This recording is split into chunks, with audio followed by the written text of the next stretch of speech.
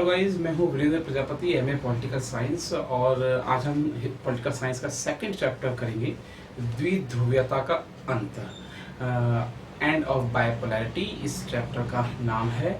और हमने first chapter अपना सारा पढ़ लिया था, सारा कुछ उसमें देख लिया था। कैसे कैसे फर्स्ट चैप्टर में हमने सारी चीज़ें देखी कि कैसे कोल्ड वॉर शुरू होता है, शीतयुद्ध जिसे हम कहते हैं, और यूएसए और यूएसएसआर के बीच में क्या क्या चीज़ें ऐसी होती हैं जिसकी वजह से पूरे वर्ल्ड के अंदर एक ऐसा इन्वायरमेंट तैयार हो जाता है जिसमें पूरा वर्ल्ड दो सुपर पावर्स के बीच में डिस्ट्रीब्यूट हो जाता है, जिसे हमने यूएसए से यूएसएसआर और यूएसए कहा। अब इसके आगे की कहानी सेकंड चैप्टर में हम पढ़ने वाले हैं। लेकिन फ्रेंड्स, इससे पहले आप सेकंड चैप्टर पढ़ने वाले हैं, मैं एक बात आपसे कहना चाहता हूं कि अगर आपने फर्स्ट चैप्टर नहीं पढ़ा है तो पहले इस चैनल से, इस वीडियो को देखने से पहले फर्स्ट वीडियो इस चैप्टर की जरूर देखें।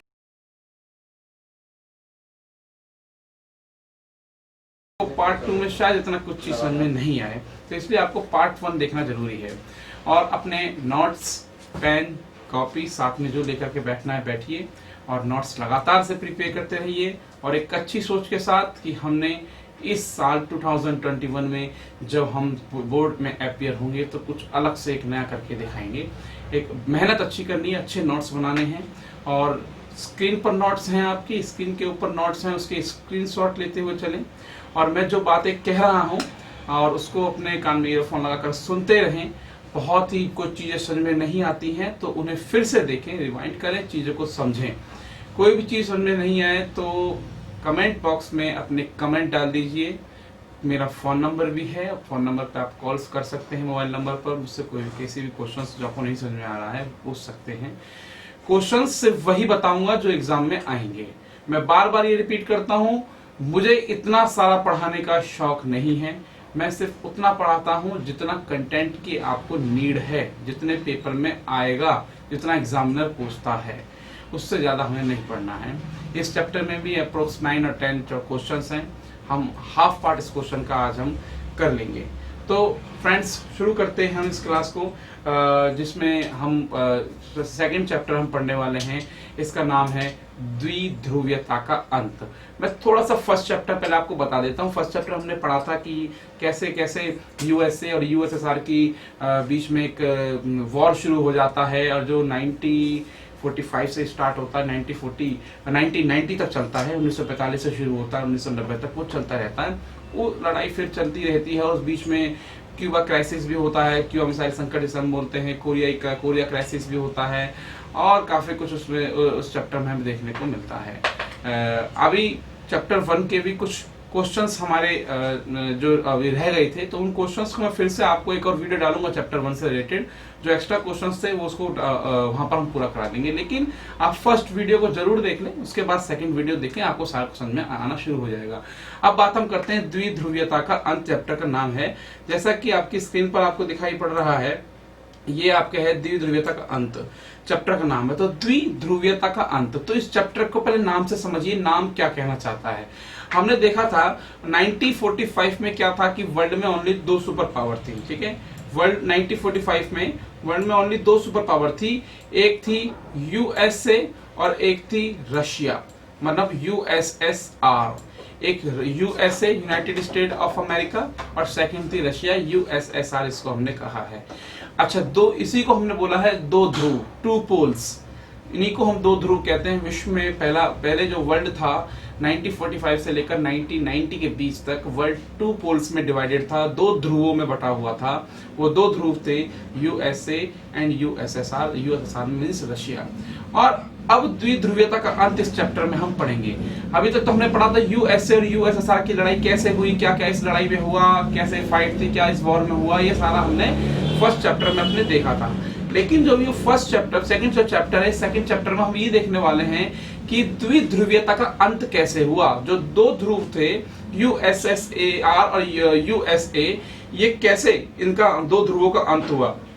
2 ध्रुवीयता का अंत हुआ मींस 2 ध्रुवीयता के अंत का मतलब है कि दोनों सुपर पावर में से एक सुपर पावर खत्म हो गई, और वर्ल्ड अब द्विध्रुवीय माने बाइपोलर नहीं रहा, 2 हिस्सों में बटा हुआ नहीं रहा।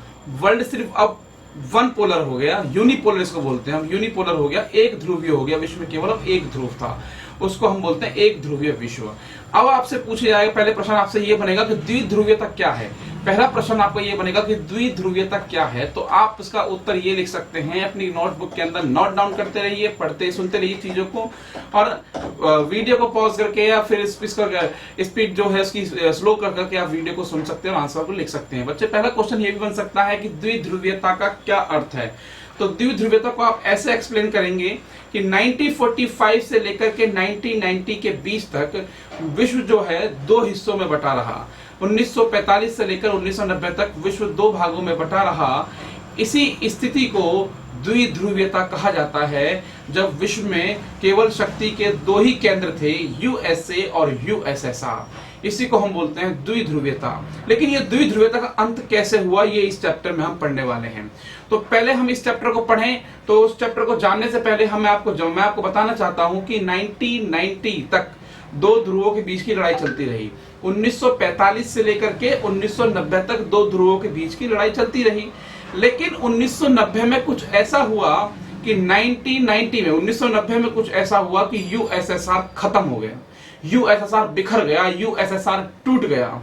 और उसके टूटने का क्या कारण था, किस वजह से विश्व जो है दो हिस्सों में बट गया था और किस वजह से विश्व में अब एक ध्रुव रह गया था, यूएसएसआर कैसे टूटा, रशिया कैसे खत्म हुआ, ये इस चैप्टर में हम पढ़ने वाले हैं। फर्स्टली पहले हम ये जान लेते हैं कि ये सोवियत प्रणाली क्या थी। जो हमारा फर्स्ट क्वेश्चन आपकी स्क्रीन पर आपको दिखाई पड़ रहा है, ये कि सोवियत प्रणाली क्या थी। तो बच्चों, ये सोवियत प्रणाली को समझने से पहले मैं आपको फर्स्ट चैप्टर में मैंने बताया था कि सोवियत सिस्टम जो था वो ऐसा सिस्टम था जो रशिया में फॉलो किया जाता था। यूएसएसआर जिस व्यवस्था को मानता था, जैसे अमेरिका पूंजीवाद को फॉलो करता था, उसी तरह से यूएसएसआर साम्यवाद को, सोवियत व्यवस्था को फॉलो करता था। लेकिन ये सोवियत व्यवस्था क्या थी, ये जानना जरूरी है। तो बच्चों, मैं आपको बता देता हूं सोवियत व्यवस्था क्या थी कि 1917 में एक क्रांति हुई। आप फर्स्ट पॉइंट देखिए 1917 में एक क्रांति हुई जिसे बोल्शेविक क्रांति कहते हैं। ठीक है बच्चों, ये आप ध्यान से देखिए, पॉइंट में लिखा हुआ है कि 1917 में एक क्रांति हुई जिसे बोल्शेविक क्रांति कहते हैं। इस क्रांति के पश्चात ही सोवियत गणराज्य रूस का निर्माण हुआ। 1970 में एक क्रांति हुई जिसे बोल्शेविक क्रांति कहते हैं। बच्चों, ये समझिए 1917 तक क्या था कि रशिया एक तानाशाही में था। 1917 तक रशिया के अंदर एक राजतंत्र चलता था। लेकिन जब वहां की जनता, वहां के लोग उस राजतंत्र से परेशान हो गए तो वहां पर बोल्शेविक क्रांति आई। और आपको मालूम है, जब जब किसी राष्ट्र के अंदर कोई शासक ऐसा आ जाता है कि जो बहुत क्रूर होता है, जनता के ऊपर बहुत ज्यादा अत्याचार करता है, जनता को बहुत ज्यादा परेशान करता है, तो जनता उसको हटाने के लिए फिर क्रांति का रास्ता अपनाती है। उसी तरह से 1917 में हुआ, क्रांति हुई, उस क्रांति को कहा गया बोल्शेविक क्रांति। इस क्रांति के पश्चात ही सोवियत गणराज्य रूस का निर्माण हुआ। 1917 में बोल्शेविक क्रांति होती है और बोल्शेविक क्रांति के बाद सोवियत गणराज्य रूस माने यूएसएसआर का निर्माण होता है। अब आगे देखें, सेकंड पॉइंट में क्या लिखा है कि यह क्रांति समाजवाद के सिद्धांत पर आधारित थी, जो समानता पर बल देती थी। कि यह क्रांति, मैं भी आपको समझा रहा हूं कि सोवियत प्रणाली क्या थी। तो सोवियत प्रणाली से अभिप्राय है उसकी, तो सबसे पहले मैंने इंट्रोडक्शन आप पहले देख लीजिए कि सोवियत प्रणाली से अभिप्राय उस आंतरिक व्यवस्था से है जिसे उसकी मूल विचारधारा का ज्ञान होता है। सोवियत प्रणाली से अभिप्राय उस विचारधारा से है जिसमें उसकी मूल विचारधारा का ज्ञान होता है। मतलब सोवियत प्रणाली एक ऐसी विचारधारा थी जिसमें यह कहा जाता था कि सभी लोग समान हैं और सरकार सर्वोपरि है। मतलब जितना भी देश में संसाधन है, जिस देश ने साम्यवादी व्यवस्था को या सोवियत व्यवस्था को अपनाया हुआ है, उस देश की सरकार सबसे ऊपर होती है और उस देश के अंदर जितने भी देश का संसाधन होता है, उस संसाधन पर उस देश की सरकार का नियंत्रण होता है। ठीक है बच्चों, अब आगे चलिए, आगे मैं आपको समझाता हूँ, चल रहा हूँ चैप्टर को। तो पहले हमें समझ में आ गया सोवियत प्रणाली क्या थी, ये सोवियत प्रणाली कहां से आई है। सोवियत प्रणाली एक ऐसी विचारधारा है जिसके अंदर समानता की बात कही जाती है और उसकी विचारधारा का ज्ञान होता है। ये आपके नोट्स के ऊपर में लिखा हुआ है। आगे हम देखते हैं सोवियत प्रणाली कैसे जन्मी। 1917 में एक बोल्शेविक क्रांति हुई, उस क्रांति के बाद बोल्शेविक क्रांति ने जन्म लिया और बोल्शेविक क्रांति जब जन्म लेती है तो उसके बाद सोवियत गणराज्य रूस का निर्माण होता है। सेकंड पॉइंट है, यह क्रांति समाजवाद के सिद्धांत पर आधारित थी जो समानता पर बल देती थी। ठीक है, मतलब ये एक ऐसी क्रांति थी जो, क्योंकि राजा जो शासक था वो शासक बहुत क्रूर था, जनता पर अत्याचार करता था, इसलिए ऐसी क्रांति ने जन्म लिया, ऐसी क्रांति ने जन्म लिया बोल्शेविक क्रांति ने, जिस पर समानता के सिद्धांत पर काम किया। थर्ड पॉइंट जो आपकी स्क्रीन पर है वो है, इस क्रांति ने पूंजीवाद का विरोध तथा निजी संपत्ति का अंत कर समानता पर आधारित कार्य करने पर बल दिया। इस क्रांति ने कहा कि पूंजीवाद का विरोध होना चाहिए, क्योंकि पूंजीवाद के अंदर क्या होता है, जो कैपिटलिज्म जो होता है, जो अमेरिका फॉलो करता था जिस विचारधारा को, उस पूंजीवाद में क्या होता है कि सारी संपत्ति पर नियंत्रण कुछ व्यक्ति विशेष लोगों का होता है। हर संपत्ति, जो संपत्ति होती है, जो प्रॉपर्टी होती है, संसाधन जो होते हैं, उन संसाधनों पर कुछ व्यक्तियों का नियंत्रण होता है। ऐसे में वो व्यक्ति बहुत अमीर हो जाते हैं, पैसे वाले हो जाते हैं, और दूसरा वर्ग शोषित होता रहता है, उसका शोषण होता रहता है।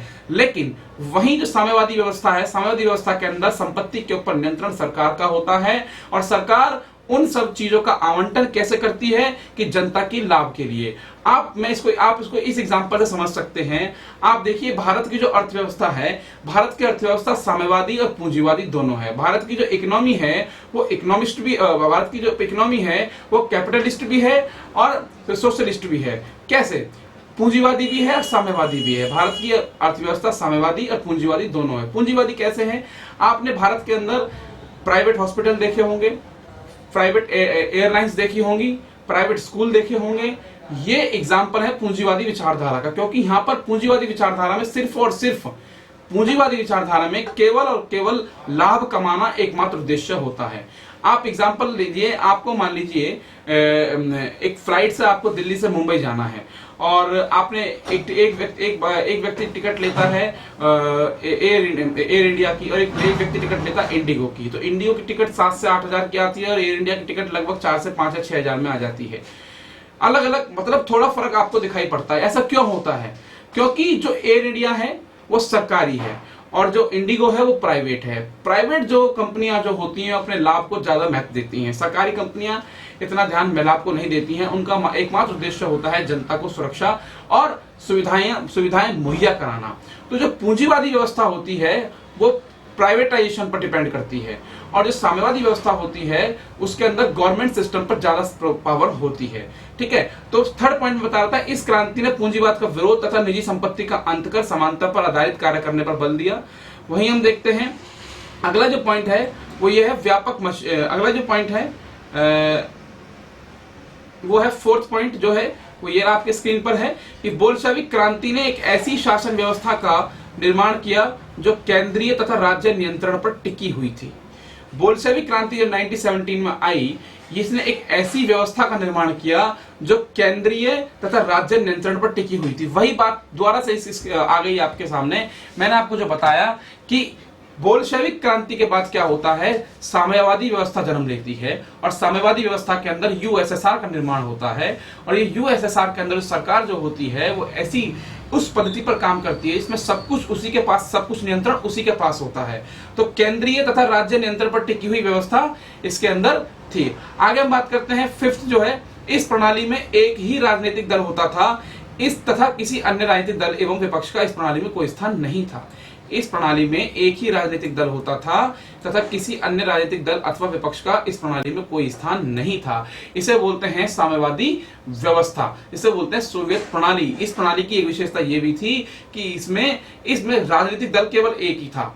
साम्यवादी व्यवस्था में, समाजवादी प्रणाली में, जिसका प्रश्न जो हम पढ़ रहे हैं, इसमें केवल एक ही राजनीतिक दल था, कोई और राजनीतिक दल नहीं होता था। वही चुनाव लड़ता है बार बार, बस उसके नुमाइंदे बदल जाते हैं।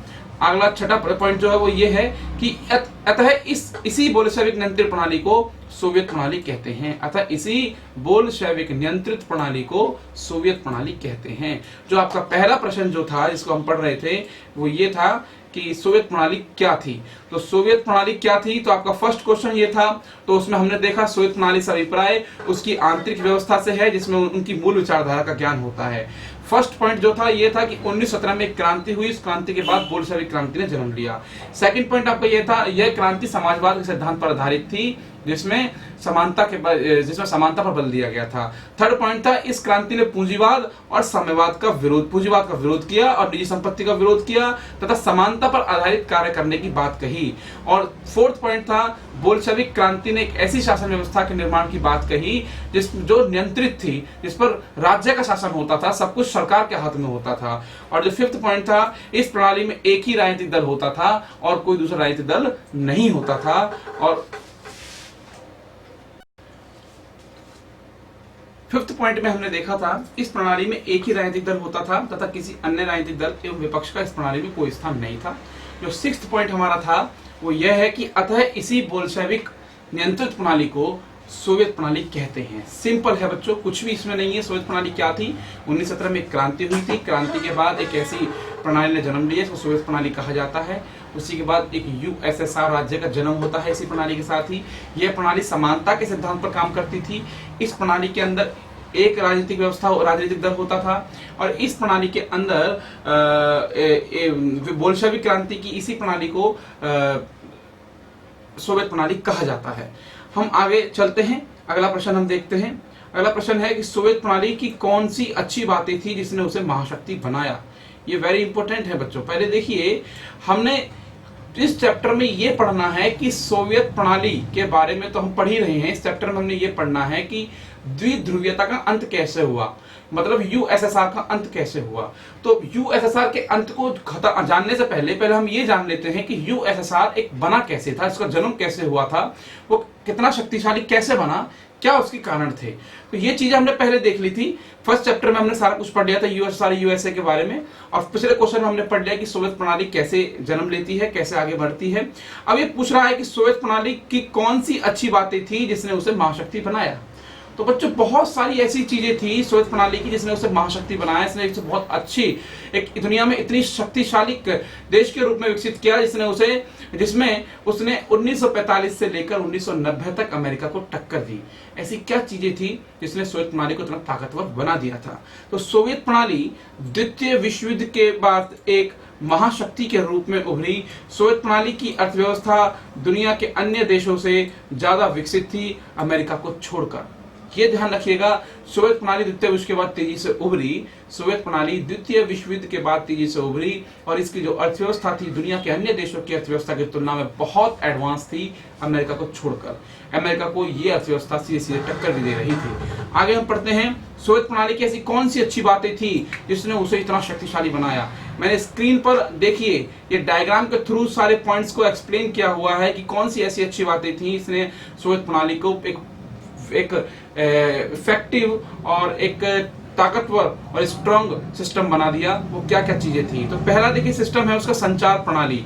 इन पॉइंट्स को आप, इन नोट्स को अपनी बुक के अंदर नोट डाउन कर लीजिएगा। इसी तरीके से एग्जाम में बिल्कुल इसी तरीके से आप लिख करके आना। बहुत ही इफेक्टिव आंसर इससे बनता है, मार्क्स भी बहुत अच्छे मिलते हैं, क्योंकि आपका आंसर जितना इजी आपको पढ़ने में लगेगा, जितना इफेक्टिव लगेगा, मार्क्स भी उतने इजीली अच्छे मिल जाते हैं। संचार प्रणाली क्या है? तो देखिए, सोवियत प्रणाली की अच्छी बातें कौन कौन सी थी। पहली अच्छी बात है संचार प्रणाली। तो सोवियत प्रणाली की जो प्रणाली, सोवियत व्यवस्था की जो संचार प्रणाली थी, वो इतनी जबरदस्त थी, इतनी व्यापक थी कि दूर दूर तक वो फैली हुई थी। मैं आपको पहले एक चीज बता दूं, सोवियत प्रणाली जो थी, यूएसएसआर जो था, वो 15 देशों का समूह था। इसके अंदर शुरुआत में 15 देश थे जो 14+1 जो 14+1 के रेशियो में काम करते थे। मतलब 14 देश थे और उनके ऊपर एक देश जो बड़ा होता था, मतलब रशिया जो था, जो मेन इसमें कंट्री में था, वो आपका रशिया था फर्स्ट। और 14 छोटे छोटे देश थे जिनसे मिलकर के सोवियत प्रणाली बनी, जिनसे मिलकर के यूएसएसआर बना हुआ था। इतनी बात समझ लीजिए। यूएसएसआर 15 गणराज्यों का समूह था जिसके अंदर 14 अन्य देश थे, जिसमें बुल्गारिया भी था, हंगरी था, रोमानिया था, ये सारी कंट्री थी, और एक रशिया था। रशिया इनमें सबसे ऊपर था जिसका इनके ऊपर नियंत्रण था। ठीक है। तो सोवियत प्रणाली की अच्छी बातें क्या थी? वो संचार प्रणाली इसकी बहुत अच्छी थी। ये अपने सभी साथी देशों के साथ बहुत आसानी से कनेक्ट हो सकता था। इसकी संचार प्रणाली आप सड़क के मार्ग के रूप में देखें या तकनीक के माध्यम से देखें, ये संचार में बहुत ही इजीली अपने देशों से जुड़ा हुआ था और बहुत ही पल पल की खबर अपने देशों की रखता था, जिसकी वजह से यह एक बड़ी महाशक्ति के रूप में उभरा। सेकंड है आपका, ये फर्स्ट संचार प्रणाली है। सेकंड आपका सोवियत संघ के उद्योग। सोवियत संघ के उद्योग सेकंड वाला। तो देखिए सोवियत संघ के उद्योग भी बहुत व्यापक थे। सोवियत संघ के उद्योग इतने व्यापक थे कि सुई से लेकर के जहाज तक का निर्माण सोवियत संघ में ही होता था। सुई से लेकर के जहाज तक का निर्माण सोवियत संघ में ही होता था। ये सारे पॉइंट्स मैंने नीचे एक्सप्लेन किए हुए हैं। मैं आपको पहले नीचे वाले एक्सप्लेन दिखा देता हूं आपका। तो सोवियत प्रणाली की अच्छी बातें क्या क्या थी? संचार प्रणाली इसकी बहुत अच्छी थी। सोवियत संघ के उद्योग बहुत अच्छे थे। न्यूनतम जीवन स्तर उसका वहां था, और व्यापक मशीनें और रोजगार स्तर और राज्य और संपत्ति, ये 6 पॉइंट हैं। इनको अच्छे से ब्रीफ हमने नीचे किया हुआ है। तो सबसे पहले हम देख रहे हैं आपका ये आता है पॉइंट नंबर 1 है आपको संचार प्रणाली। सोवियत संघ की संचार प्रणाली बहुत ही बेहतर थी।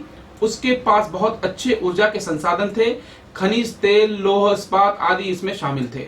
अगला है सोवियत संघ के उद्योग। तो सोवियत संघ के उद्योग इस प्रकार विकसित थे कि वह सुई से लेकर जहाज तक का निर्माण किया करते थे, परंतु इनकी गुणवत्ता पश्चिम के देशों के बराबर नहीं थी। मतलब सोवियत संघ के उद्योग इतने अच्छे थे कि सुई से लेकर जहाज तक का निर्माण सोवियत संघ में ही होता था, लेकिन की जो क्वालिटी के मामले में ये यूएसए से कहीं ना कहीं थोड़ा पीछे था। लेकिन इसके उद्योग बहुत जबरदस्त थे। ऐसा व्यापक उद्योग होने की वजह से इसके यहाँ पर रोजगार भी बहुत था, लोगों को काम भी बहुत मिला हुआ था। थर्ड पॉइंट है व्यापक मशीनें। तो सोवियत प्रणाली के पास विभिन्न प्रकार की मशीनें थी, जिससे दूर दराज के क्षेत्र भी आपस में सुविकसित एवं एकीकृत प्रकार से जुड़े हुए थे। साथ में व्यापक मशीनें का मतलब ये भी है कि यूएसएसआर के अंदर जो छोटे छोटे जो उद्योग भी लगे हुए थे, उन उद्योगों के अंदर भी मशीनों का प्रयोग होता था। अब वो चाहे मशीन चाहे वो उद्योग खिलौने बनाने के लिए लेकर के हों, या रोजमर्रा की घर में इस्तेमाल होने वाली छोटी मोटी चीजें जो होती थी, वो यूएसएसआर के अंदर जो बनती थी, उनके लिए भी मशीनों का प्रयोग होता था। ठीक है, तो जिससे मालूम होता है कि यूएसएसआर प्रणाली जो थी बहुत ही स्ट्रॉन्ग इसलिए थी क्योंकि इसके यहाँ जो मशीनों का जो प्रयोग था बहुत व्यापक था। हर चीज में मशीनों का प्रयोग होता था। मशीनों के प्रयोग से एक फायदा ये हो जाता था कि तेजी से माल का उत्पादन हो सकता था। माल का तेजी से उत्पादन हो सकता था। साथ साथ में उससे एक फायदा ये होता था कि जो मूल्य जो होता था वो भी कम हो जाता था, क्योंकि जब मानव खुद किसी चीज को निर्माण करेगा, जब खुद इंसान लगते हैं किसी काम को करने में, तो वो समय भी ज्यादा लेते हैं और उस तरह की जो क्वालिटी होती है वो नहीं आ पाती। मशीनों से काम करने में वो जब काम भी जल्दी करते हैं और क्वालिटी भी अच्छी आती है, इससे लागत कम हो जाती है, तो चीजें सस्ती भी होती थी। इसलिए व्यापक मशीनें होने की वजह से यूएसएसआर बहुत ही स्ट्रॉन्ग देश के रूप में, दुनिया के रूप में, शक्ति के रूप में सामने आया। न्यूनतम जीवन स्तर, ये बहुत अच्छा पॉइंट है। सोवियत संघ की बहुत अच्छी विशेषता है कि यूएसएसआर ने, सोवियत संघ ने अपने नागरिकों के लिए न्यूनतम जीवन स्तर का एक दायरा तय किया हुआ था। उसने अपने यहाँ के लोगों के लिए यह तय किया हुआ था कि हमारे यहाँ के लोगों को जीवन की जो आवश्यक मूलभूत चीजें होती हैं, रोटी, कपड़ा, मकान, वस्त्र, चिकित्सा, शिक्षा, इन सबसे किसी को भी वंचित नहीं रखा जाएगा। कोई व्यक्ति यूएसएसआर के अंदर भूखा ना सोए, कोई अशिक्षित ना रहे, ऐसा कोई व्यक्ति ना हो जिसको चिकित्सा ना मिले। सब चीजें, सारी सुविधाएं, जो मूलभूत सुविधाएं होती हैं, वो सब यूएसएसआर के नागरिक को मिलनी चाहिए। ऐसा सोवियत प्रणाली के अंदर सुनिश्चित किया गया था। इसलिए सोवियत प्रणाली एक बहुत ही स्ट्रांग और बहुत ही मजबूत व्यवस्था के रूप में दुनिया में सामने आई।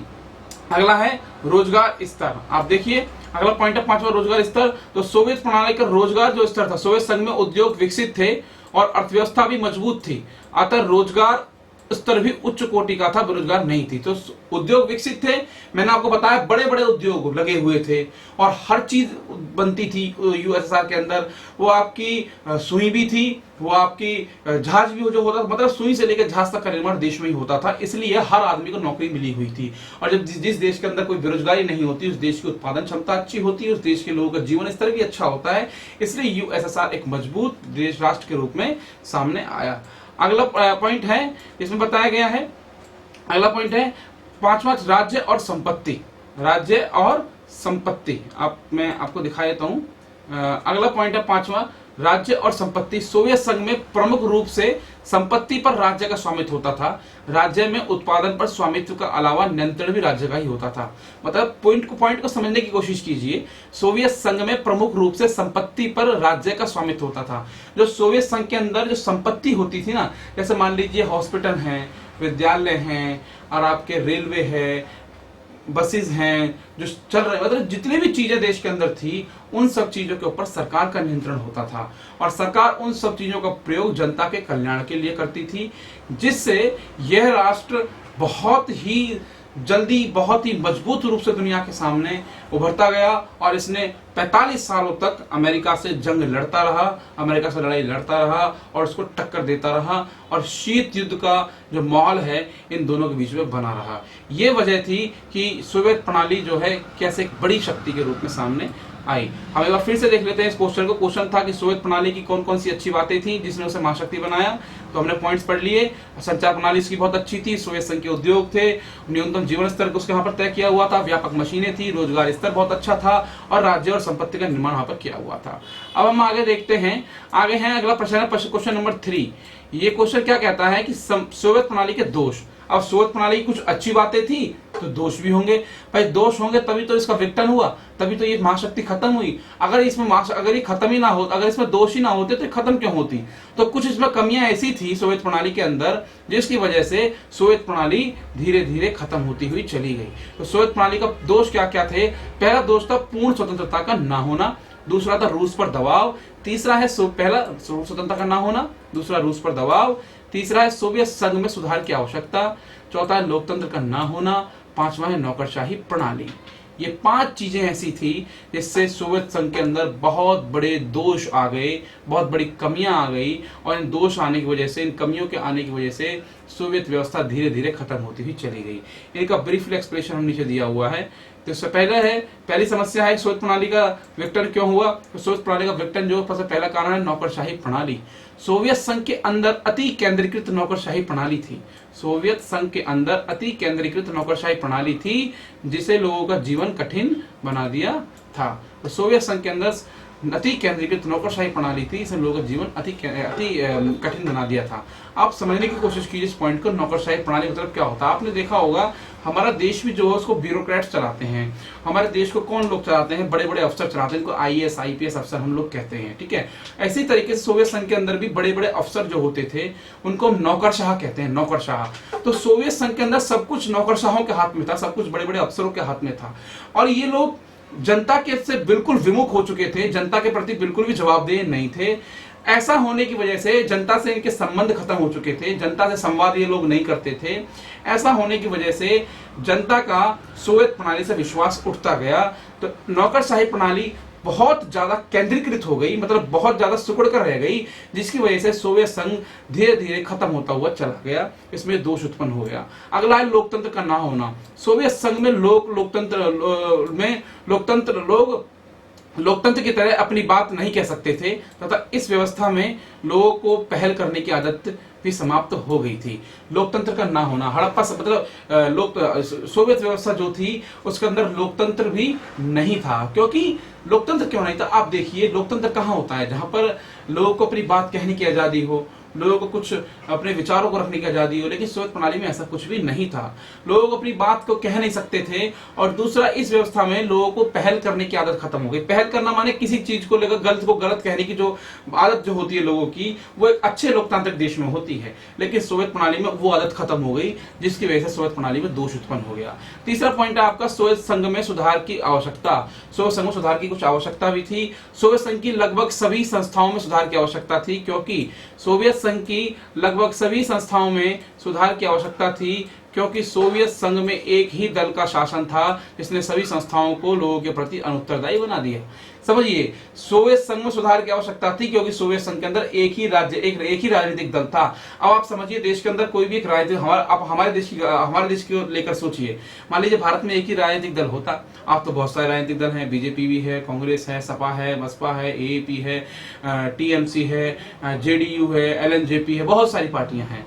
अगर मान लीजिए एक ही पार्टी होती तो क्या वो काम करती? बिल्कुल नहीं करती, क्योंकि उसको मालूम था भाई जीत करके मुझे ही आना है, मैं ही रहूंगी। तो इसी वजह से सोवियत संघ में एक बहुत बड़ा दोष ये था, वहां पर एक ही राजनीतिक दल था। एक ही राजनीतिक दल होने की वजह से जनता के प्रति जो जवाबदेही थी सरकारों की, वो खत्म हो गई, क्योंकि उनको लगता था जीत करके तो हमें ही आना है। तो इस तरीके से सोवियत प्रणाली में दोष उत्पन्न हो गया और बाद में जाकर सोवियत प्रणाली का विघटन के रूप में सामने आई।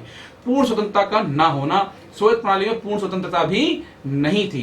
पूर्ण स्वतंत्रता का मतलब है सोवियत प्रणाली में अपनी बात तो कह ही नहीं सकते थे। साथ साथ सोवियत गणराज्य में पूर्ण स्वतंत्रता नहीं थी, क्योंकि सोवियत संघ के 15 गणराज्यों को उनके मामले, जिसमें संस्कृति का विषय भी था, के संबंध में कोई भी निर्णय लेने का अधिकार नहीं था। बच्चों पॉइंट को समझो, मैंने आपको थोड़ी देर पहले बताया यूएसएसआर जो था वो 14+1 14+1 कंट्रियों का रेशियो से बना था। मतलब 14 देश तो बाहर के थे और एक देश रशिया खुद था। लेकिन था क्या, रशिया इनमें प्रमुख था, रशिया का दबदबा था इन 14 देशों के ऊपर। तो इससे यह स्पष्ट होता है कि सोवियत संघ के अंदर जो है एक ऐसी स्वतंत्रता जो थी वो खत्म हो चुकी थी, क्योंकि इन 14 देशों को हर काम रशिया से पूछकर करना होता था और रशिया इनके सभी आंतरिक मामलों में हस्तक्षेप करता था।